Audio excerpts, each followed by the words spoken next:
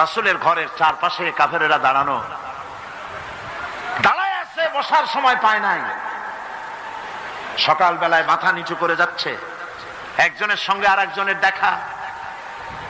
খুব আস্তে করে আবু সুফিয়ান আবু জাহেলকে জিজ্ঞেস করছে, আবু জাহেল কখন এসছো?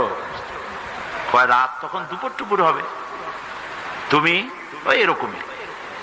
পরস্পর কুশল বিনিময় এবং কথাবার্তা বলতে বলতে যাচ্ছে। আবু জাহেল বলছে, আবু সুফিয়ান বলছে, আবু জাহেল একটা কথা বলি শোনো, রাগ টাগ করবো না তো? তোমার যা মেজাজ। কই না রাগ করবো না। দেখো, আমি লাত মানাতের নামে শপথ করি। ওরা তো ওইরকমই শপথ করে। লাত মানাত উজ্জার নামে শপথ করছি, সারা রাত ভর মুহাম্মদ সাল্লাল্লাহু আলাইহি ওয়াসাল্লামের মুখে যা শুনলাম, অবশ্যই